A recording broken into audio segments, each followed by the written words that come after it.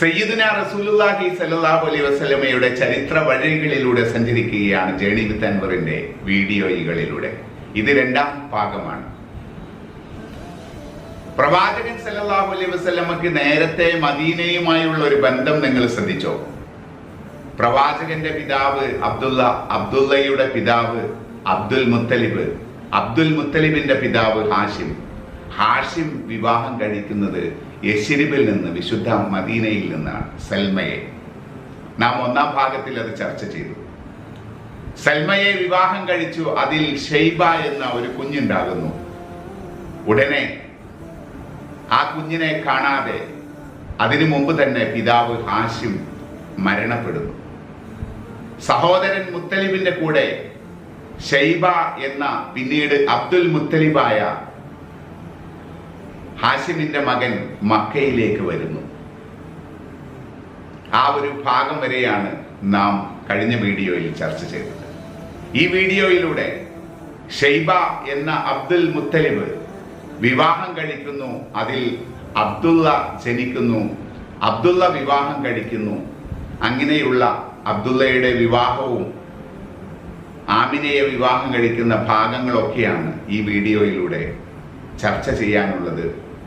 തീർച്ചയായും കഴിഞ്ഞ വീഡിയോയിൽ ഞാൻ പറഞ്ഞ പോലെ ഓരോ വീഡിയോയും നിങ്ങൾ സശ്രദ്ധം കാണണമെന്ന് ഓർമ്മിപ്പിച്ചുകൊണ്ട് റസൂലുള്ളാഹി സ്വല്ലല്ലാഹു അലൈഹി വസല്ലമയുടെ ചരിത്ര വഴികളിലെ രണ്ടാമത്തെ വീഡിയോയിലേക്ക് കടക്കുന്നു.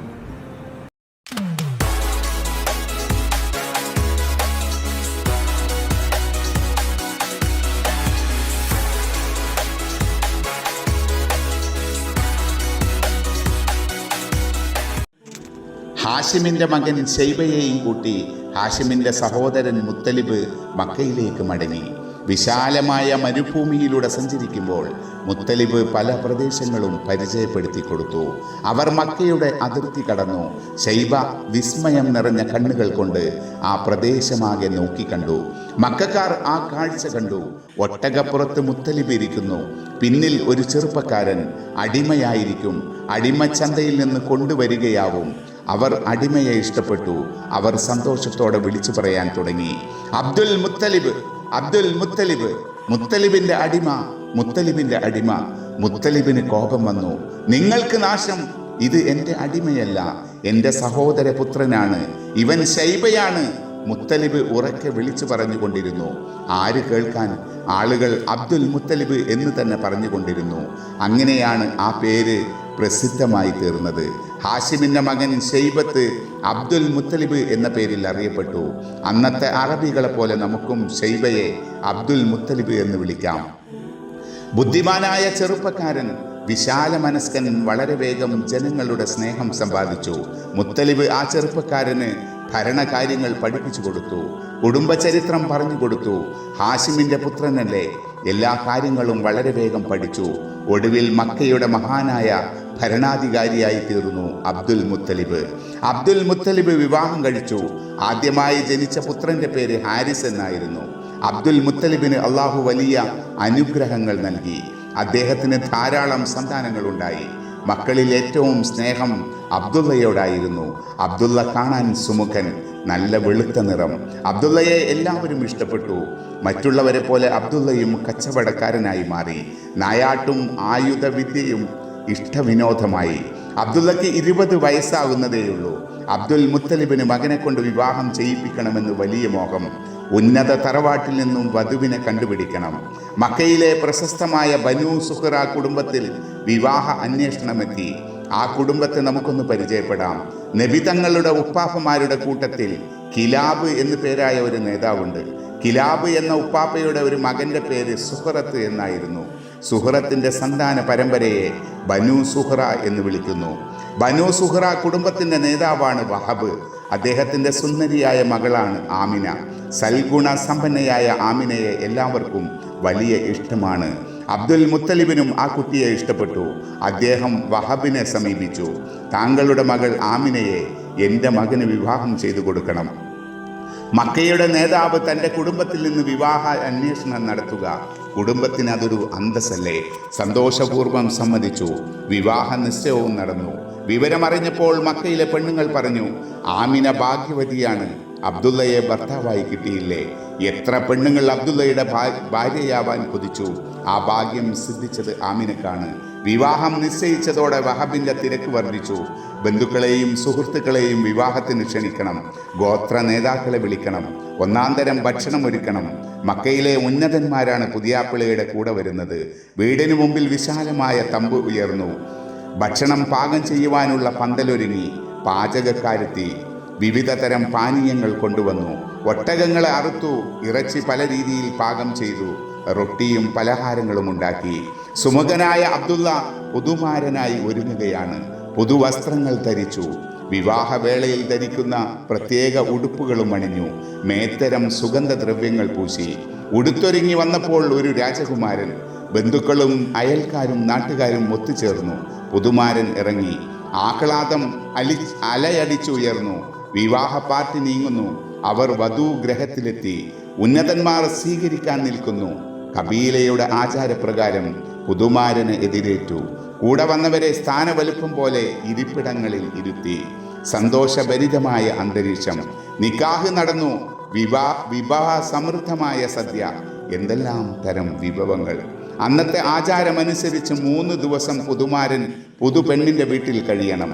അബ്ദുള്ള വധുവിന്റെ വീട്ടിൽ താമസിക്കുകയാണ്. കൂടെ വന്നവരൊക്കെ മടങ്ങുന്നു. വിവാഹ മംഗളാശംസകൾ നേർന്നു. പുതുമാരന്റെ മനസ്സ് നിറയെ ആഹ്ലാദം. ആമിനയുടെ മനസ്സിലും ആഹ്ലാദം തന്നെ. അബ്ദുള്ളയെപ്പോലെ എല്ലാ ഗുണങ്ങളും ഒത്തിണങ്ങിയ ഒരു ചെറുപ്പക്കാരൻ മക്കയിലുണ്ടോ? അദ്ദേഹത്തിൻ്റെ ഭാര്യയാകാൻ ആരെല്ലാം കൊതിയോടെ കാത്തിരുന്നു. തനിക്കാണ് ആ ഭാഗ്യം സിദ്ധിച്ചത്.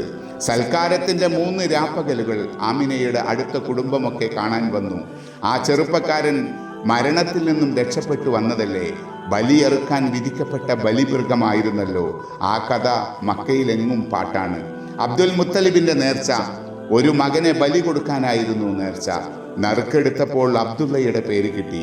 അങ്ങനെ അബ്ദുള്ള ബലിയെറുക്കപ്പെട്ടിരുന്നെങ്കിൽ ബലിയുടെ ദിവസം എന്തൊരു വെപ്രാളമായിരുന്നു. ആണുങ്ങളും പെണ്ണുങ്ങളും തിങ്ങി നിറഞ്ഞു.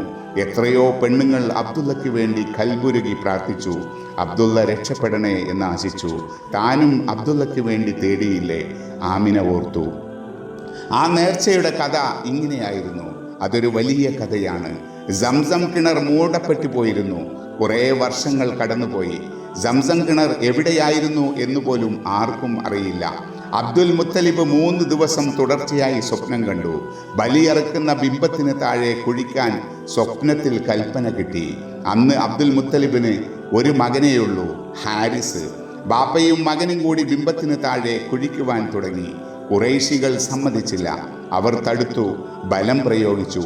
അബ്ദുൽ മുത്തലിബിന് കോപം വന്നു. അദ്ദേഹം വിളിച്ചു പറഞ്ഞു, എനിക്ക് 10 പുത്രന്മാർ ജനിച്ചാൽ ഒന്നിനെ ഞാൻ ബലിയെറുക്കും. ഖുറൈശികൾ നടുങ്ങിപ്പോയി. അവർ പിൻവാങ്ങി. നിലം കുഴിച്ചു. സംസം കിണർ കണ്ടെത്തി. സംസം വെള്ളം കിട്ടി. നോക്കൂ, അള്ളാഹു അബ്ദുൽ മുത്തലിബിന് നൽകിയ അനുഗ്രഹം. ഇന്നും ആ സംസം നിലനിൽക്കുന്നു. അബ്ദുൽ മുത്തലിബ് പല വിവാഹങ്ങൾ നടത്തി. 10 പുത്രന്മാരുണ്ടായി. അപ്പോഴാണ് നേർച്ചയുടെ കാര്യം ഓർമ്മ വന്നത്. ബലിയറുക്കണം. ഏത് പുത്രനെ അറുക്കണം? നറുക്കിട്ടു. അബ്ദുള്ളയെ അറുക്കുവാൻ തീർപ്പ്. ജനങ്ങൾ പ്രതിഷേധിച്ചു. ഇത്രയും നല്ലൊരു ചെറുപ്പക്കാരനെ ബലി നടത്തുകയോ? എന്തൊരു ക്രൂരത! ഇനി എന്തു ചെയ്യും? നേർച്ച വീട്ടാതിരിക്കാൻ പറ്റുമോ? പലരും ഇടപെട്ടു, ചർച്ച ചെയ്തു. ഒരു തീരുമാനത്തിലെത്തി. 10 ഒട്ടകത്തിന് 1 നറുക്ക്, അബ്ദുള്ളയ്ക്ക് 1 നറുക്ക്. എന്നിട്ട് നറുക്കെടുക്കുക. 10 തവണ മാത്രമേ നറുക്കെടുക്കൂ. 10 നറുക്കും അബ്ദുള്ളയ്ക്ക് വീണാൽ രക്ഷയില്ല. അബ്ദുള്ളയെ ബലി കൊടുക്കണം. 10-ൽ ഏതെങ്കിലും 1 ഒട്ടകങ്ങൾക്ക് വീണാൽ അബ്ദുള്ള രക്ഷപ്പെടും. ഒട്ടകത്തിന് വീണാൽ ഓരോ നറുക്കിനും 10 ഒട്ടകങ്ങളെ ബലിയെറുക്കണം. നറുക്കെടുപ്പ് തുടങ്ങി. ആദ്യ നറുക്ക് അബ്ദുള്ളയ്ക്ക്. 10 ഒട്ടകങ്ങളെ ബലിയെറുക്കാൻ മാറ്റി നിർത്തി. അടുത്ത നറുക്കെടുത്തു. അതും അബ്ദുള്ളയ്ക്ക്. 10 ഒട്ടകങ്ങളെ കൂടി മാറ്റി നിർത്തി. മൂന്നാമത്തെ നറുക്ക് വീണതും അബ്ദുള്ളയ്ക്ക്. 4, 5, 6, 7 കാണികൾ അമ്പരന്ന് നിന്നു. എല്ലാം അബ്ദുള്ളയുടെ പേരിൽ. 8ഉം 9ഉം നറുക്കെടുത്തപ്പോൾ നിർഭാഗ്യം അബ്ദുള്ളയ്ക്ക് തന്നെ. 90 ഒട്ടകങ്ങൾ ബലിമൃഗങ്ങളായി. ജനമാകാംക്ഷയോടെ ആശങ്കയോടെ കാത്തുനിന്നു. 10ാമത്തെ നറുക്ക്. ഇതും അബ്ദുള്ളയ്ക്ക് വീണാൽ മക്കയുടെ പ്രിയപ്പെട്ട പുത്രൻ ബലിയെറുക്കപ്പെടും. 10ാം നറുക്ക് വീണു ഒട്ടകങ്ങൾക്ക്. ആഹ്ലാദം അണപ്പൊട്ടി. അബ്ദുള്ള രക്ഷപ്പെട്ടു. 100 ഒട്ടകങ്ങൾ ബലിക്കല്ലിൽ കയറി. 100 ഒട്ടകങ്ങളെ ബലി കൊടുത്ത് രക്ഷപ്പെടുത്തിയ ജീവൻ ആ മനുഷ്യനാണ് ഈ നിൽക്കുന്നത്. ആമിന ഓർത്തു തൻ്റെ പുതുമാരൻ. ഈ കഥകൾ ഓർത്തപ്പോൾ ആമിനയുടെ കൽബകം സ്നേഹം കൊണ്ട് നിറഞ്ഞു. 3 ദിവസങ്ങൾ എത്ര പെട്ടെന്നാണ് കടന്നുപോയത്. നാളെ നവദമ്പതികൾ യാത്ര തിരിക്കുകയാണ് പുതിയാപ്പിളയുടെ വീട്ടിലേക്ക്. അബ്ദുൽ മുത്തലിബും മറ്റു ബന്ധുക്കളും ആകാംക്ഷയോടെ കാത്തിരിക്കുകയാണ് മകനെയും ഭാര്യയെയും കാണാൻ. കബീലക്കാർക്ക് അതിനും ചില ചടങ്ങുകളെ കൊണ്ട് നവദമ്പതികൾ ബന്ധുക്കളും അബ്ദുൽ മുത്തലിബിൻ്റെ വീട്ടിൽ എത്തിച്ചേർന്നു. അവിടെ ഹൃദ്യമായ സ്വീകരണം, വലിയ സൽക്കാരം. ബന്ധുക്കളൊക്കെ വന്നിട്ടുണ്ട്. എല്ലാവരും ആമിനയെ നോക്കി. എന്തു നല്ല പെൺകുട്ടി. അബ്ദുൽ മുത്തലിബ് എന്ന വലിയ നേതാവിനെ ആമിന അടുത്തറിയുന്നു. എന്തെല്ലാം സംഭവങ്ങൾക്ക് സാക്ഷ്യം വഹിച്ച ആളാണ്. എപ്പോഴും വീട്ടിൽ തിരക്കാണ്. പലരും കാണാൻ വരുന്നു. പലർക്കും പല ആവശ്യങ്ങൾ. നേതാവിന് ആരുടെയെല്ലാം കാര്യങ്ങൾ ശ്രദ്ധിക്കണം. ചുരുങ്ങിയ ദിവസങ്ങൾ കൊണ്ട് ആമിന ഭർത്തൃ വീട്ടിലെ അന്തരീക്ഷവുമായി ഇണങ്ങിച്ചേർന്നു. ആ വീട്ടിൽ ആമിന വളരെ സന്തോഷവതിയായിരുന്നു. ഒരു സീസൺ കൂടി കടന്നു വരുന്നു. കാഫില പുറപ്പെടാൻ സമയമായി. ഷാമിലേക്കുള്ള യാത്ര ദിവസങ്ങൾക്കകം പുറപ്പെടുന്നു. മക്കയിൽ അതിൻ്റെ ആരവം തുടങ്ങിക്കഴിഞ്ഞു. ആമിന, എനിക്കൊരു കാര്യം നിന്നോട് പറയാനുണ്ട്. നീ വിഷമിക്കരുത്, ദുഃഖിതയാകരുത്. അബ്ദുള്ള സ്വരം താഴ്ത്തി ഭാര്യയോട് പറഞ്ഞു. ആമിനയ്ക്ക് അതിശയം തോന്നി. എന്താണ് ഇത്ര പ്രധാന കാര്യം? കാഫില പുറപ്പെടുകയാണ്, ഞാനും കൂടെ പോകുന്നു. ഞാൻ നിന്നോട് യാത്ര ചോദിക്കുകയാണ്. ഞെട്ടിപ്പോയി. യാത്ര ചോദിക്കുകയോ? വിവാഹം കഴിഞ്ഞിട്ട് ഏതാനും ദിവസങ്ങളെ ആയിട്ടുള്ളൂ. കണ്ട് കൊതി തീർന്നിട്ടില്ല. അതിനിടയിൽ ഒരു യാത്ര. വെളുത്ത മുഖം ചുവന്നു. അവിടെ ദുഃഖം തളം കെട്ടി നിന്നു. മനോഹരമായ കണ്ണുകൾ നിറഞ്ഞു. ആമിന, ഇത് ഷാമിലേക്കുള്ള യാത്രയാണ്. വിഷമിക്കാൻ മാത്രം കാര്യമില്ല. കച്ചവടം കഴിഞ്ഞാൽ ഞാൻ ഉടനെ തിരിച്ചെത്തും. അതുവരെ സന്തോഷമായിരിക്കണം. ഒന്നും പറയാൻ കഴിയുന്നില്ല. തൊണ്ട വരണ്ടു പോയിരിക്കുന്നു. ഈ യാത്ര പറച്ചിലും കാത്തിരിപ്പുമെല്ലാം അറബി പെണ്ണുങ്ങൾക്ക് പതിവാണല്ലോ. എങ്കിലും ഇത്ര പെട്ടെന്ന്? അബ്ദുള്ള എന്തൊക്കെയോ പറയുന്നു. വാക്കുകൾ വഴുതി പോകുന്നു. പകുതിയും ചെവിയിൽ പതിയുന്നില്ല. തൻ്റെ സമ്മതം തേടി കാത്തിരിക്കുന്നു. പോയി വരൂ, അങ്ങനെയോ പറഞ്ഞൊപ്പിച്ചു. മുറിയിൽ നിന്നിറങ്ങി ബാപ്പ എന്തൊക്കെയോ നിർദ്ദേശങ്ങൾ നൽകി. കൂട്ടുകാർ കാത്തിരിക്കുന്നു. വേഗം കടന്നുപോയി. ആ നടപ്പ് നോക്കി നിന്ന് ആമിന നടന്ന് കണ്ണിൽ നിന്നും അകന്നുപോയി. ഒരു നെടുവീർപ്പ്, ഒരു തേങ്ങൽ. ദുഃഖം സഹിക്കാതെ ആ പെൺകുട്ടി കരഞ്ഞുപോയി. കാഫില പുറപ്പെട്ടുവെന്ന് പിന്നീട് അറിഞ്ഞു. ആരവം കേൾക്കാമായിരുന്നു. പൊടിപടലം അകന്നു പോകുന്നതും കണ്ടു. കാഫില പുറപ്പെടുന്നതും വരുന്നതുമെല്ലാം മക്കയിൽ വലിയ വാർത്തയാണല്ലോ. കാഫിലക്കാരുടെ ഇനിയുള്ള ദിനരാത്രങ്ങൾ മരുഭൂമിയുടെ മധ്യത്തിലാണ്. മരുഭൂമിയിലെ കൊടും ചൂടും മണൽക്കാറ്റും സഹിച്ച് യാത്ര ചെയ്യണം. ദിവസങ്ങൾ കടന്നുപോയി. ആമിന എല്ലാ ദിവസവും ഭർത്താവിന് വേണ്ടി പ്രാർത്ഥിക്കും. പുറപ്പെട്ടിട്ട് എത്ര ദിവസമായെന്ന് കണക്ക് കൂട്ടി നോക്കും. തൻ്റെ പ്രയാസങ്ങൾ അബ്ദുൽ മുത്തലിബിന് മനസ്സിലാകുന്നുണ്ട്. ഇടയ്ക്ക് ആശ്വാസവചനങ്ങൾ ചൊരിയും. നല്ല മനുഷ്യൻ. ഇപ്പോൾ കാഫില ഷാമിലെത്തി കാണും. ഒരു ദിവസം അബ്ദുൽ മുത്തലിബ് പറഞ്ഞു, മക്കയിൽ നിന്നും പുറപ്പെട്ടാൽ ഷാമിലെത്താൻ എത്ര ദിവസം വേണമെന്ന് അദ്ദേഹത്തിന് കൃത്യമായി അറിയാം. ഷാമിൽ എത്ര ദിവസം തങ്ങേണ്ടതായി വരുമെന്നും അറിയാം. അവിടെ നിന്നും തിരിച്ചാൽ എത്ര ദിവസം കൊണ്ട് മക്കയിൽ എത്തിച്ചേരുമെന്നും പറയാനാകും. അബ്ദുൽ മുത്തലിബിന് ദുഃഖമായിരുന്നു. ബലിയിൽ നിന്നും രക്ഷപ്പെട്ട മകനല്ലേ. മരിച്ച മകൻ തിരിച്ചു വരുന്നത് പോലെ അവനെ പിരിഞ്ഞിരിക്കാൻ വയ്യ. അബ്ദുൽ മുത്തലിബ് വൃദ്ധനാണ്. താടി രോമങ്ങൾ നരച്ച വെളുത്തിരിക്കുന്നു. ദുഃഖം വൃദ്ധമുഖത്ത് നിഴലിക്കുന്നു. ആമിനയെ ആശ്വസിപ്പിക്കുന്നു. ദിവസങ്ങൾ കണക്ക് പറയുന്നു. പിന്നെയും ദിനരാത്രങ്ങൾ കടന്നുപോയി. അബ്ദുൽ മുത്തലിബിൻ്റെ കണക്കനുസരിച്ച് കാഫില എത്തേണ്ട സമയമായി. പക്ഷേ കാണുന്നില്ല. ഒരു ദിവസം കൂടി കടന്നുപോയി. വെപ്രാളം കൂടി. മക്ക കാഫിലക്കാരെ കാത്തിരിക്കുന്നു.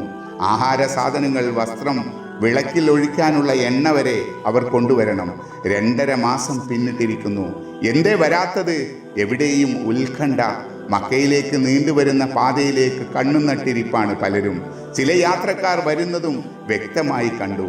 കാഫിലക്കാരുടെ ആഗമനം അറിയിക്കാൻ വേണ്ടി ചിലർ നേരത്തെ എത്തും. മക്കക്കാർ നോക്കി നിൽക്കെ അവർ അടുത്തെത്തി. കാഫിലയിൽ പോയവർ തന്നെ. കാഫിലയുടെ ആഗമനം സന്തോഷപൂർവ്വം വിളിച്ചു പറയുകയാണ് പതിവ്. ഇവർ എന്തേ ഒന്നും മിണ്ടാത്തത്? അവരുടെ മൗനം ആശങ്ക പടർത്തി.